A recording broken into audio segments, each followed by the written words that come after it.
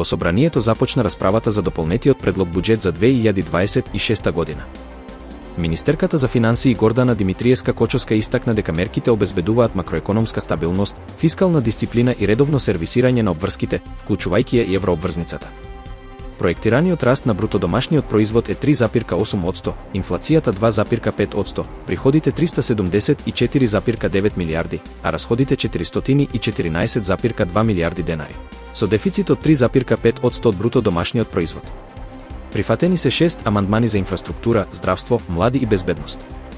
Мнозинството ги прифати и придружните закони по скратена постапка, а во тек е експозето на министерката.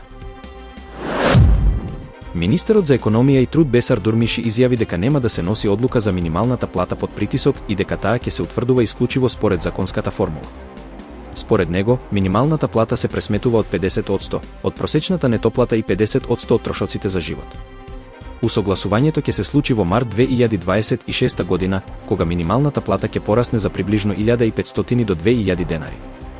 Дурмиши нагласи дека формулата е усогласена со сите социјални партнери и дека владата работи на континуирано зголемување на минималната плата. Министерот за внатрешни работи Панче Тошковски изјави дека во тест фазата на системот Безбеден град намерно не се применува толеранција за пречекорување на брзината, со цел да се провери техничката прецизност и стабилност. Толеранциите ќе бидат утврдени со почетокот на редовната примена, согласно европските стандарди.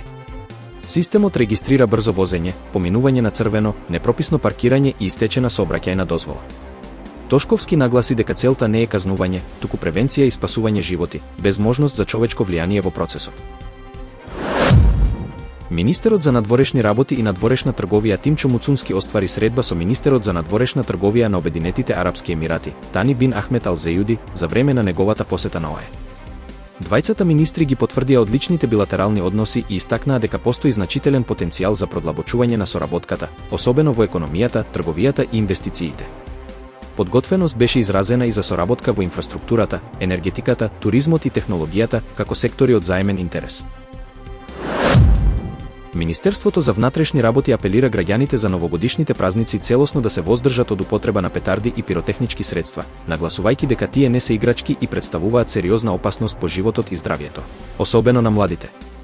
Од Министерството за внатрешни работи информираат дека пред и за време на празниците се спроведуваат засилени контроли за санкционирање на употребата и нелегалната продажба на пиротехника. Законот предвидува глоби и затворски казни до 10 години за недозволено држење и тргување со експлозивни материи.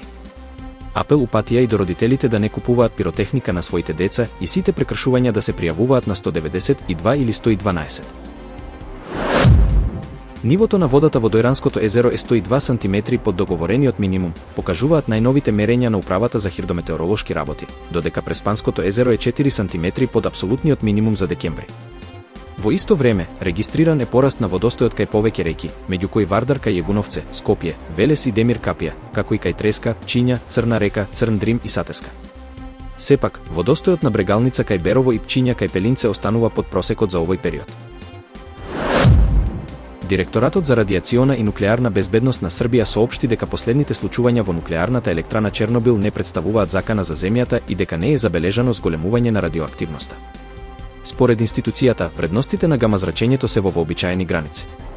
Реакцијата следува по извештајот на МАЕ дека заштитната купола во Чернобил, оштетена во дронски напад во февруари 2025 година, ги изгубила примарните безбедносни функции. Сепак, нема трајни оштетувања на носечките конструкции и не постои ризик од ширење радијација во регионот.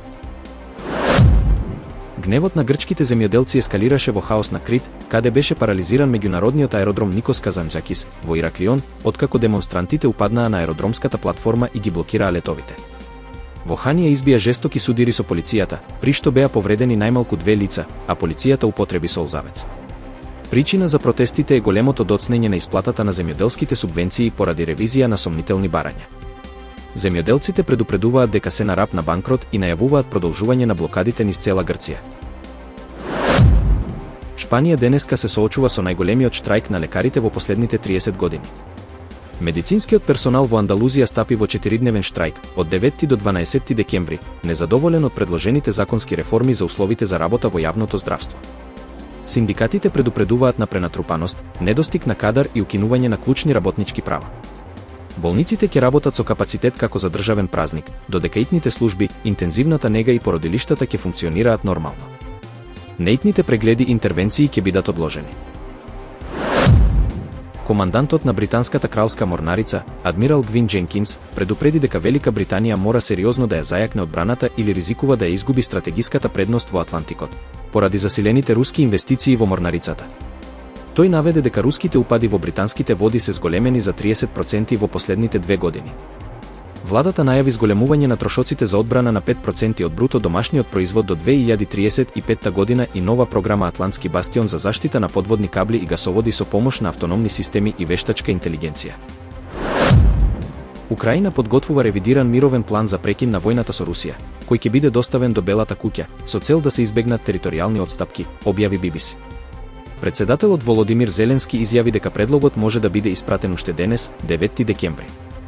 Тој потврди дека клучните прашања за териториите остануваат нерешени, додека Русија инсистира на нивно отстапување. Според Axios, Киев е под зголемен притисок од САД за компромиси во рамки на иницијатива поврзана со планот на Доналд Трамп за прекин на војната. Доналд Трамп ја предупреди Европската унија да биде многу внимателна по одлуката на Европската комисија да ја казни платформата X со $140 милиони поради прекршување на законот за дигитални услуги. Тој оцени дека казната е неправедна и најави дека ќе побара целосен извештај за случајот. Илон Маск ја отфрли одлуката, повикувајќи дури и на укинување, додека високи функционери од администрацијата на Трамп, меѓу кои и Марко Руби, ја оценија казната како напад врз американските технолошки компании и слободата на говорот. Европската комисија ја санкционираше X поради измамнички дизајн на сината ознака, недостиг на транспарентност и ограничување на пристапот до јавни податоци. Дали неправедните пресуди за 27 април го исплашија народот од вистински протести во Македонија? 8 години по настаните во собранието, се погласни се тврдењата дека голем дел од осудените биле неправедно осудени и покрај тоа што ја издржаа затворската казна. Какви последици тоа остави врз граѓанската храброст и доверба во судството?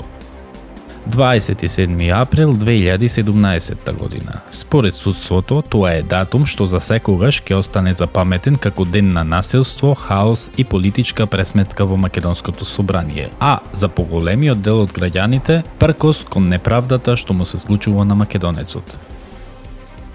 По настаните следуваа масовни апсења и брзи истраги, а судските процеси резултираа со високи драконски затворски казни. Но со текот на годините, се повеќе правници, јавноста и семејствата на осудените почнаа да укажуваат дека дел од лицата биле неправедно осудени врз основа на спорни докази, сведочења под притисок и политичка атмосфера во која пресудата, според нив, била однапред одлучена.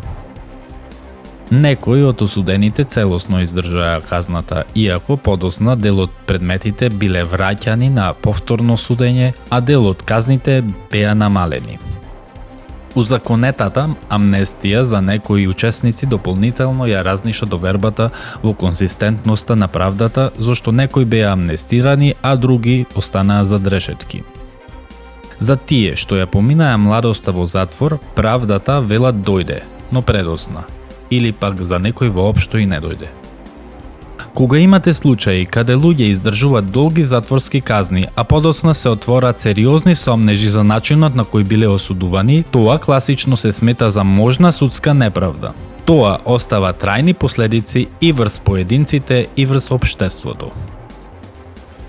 Но последиците не се само лични, тие се и општествени. Стравот дека некој може неправедно да биде осуден поради учество на протест денес е реалност за многу граѓани. Се поставува прашањето, ако излезеш на улица и не и се допаднеш на власта, дали ризикуваш судска одмазда? Токму тоа удира во срцето на демократското право на протест и ја уништува критичната маса, силата на народот да се обедини и да каже доста. Анкетите со години покажуваат ниска доверба во судството, додека перцепцијата дека судиите постапуваат по политичка наредба, а не по закон и совест, станува се подлабока. Случајот 27 април за дел од јавноста останува символ за пркос, а за судството не само на насилство, туку и можна неправда. Кога државата не може да ја убеди јавноста дека правдата е слепа, стравот станува посилен од храброста, а кога народот се плаши од неправедна казна, слободата станува условена.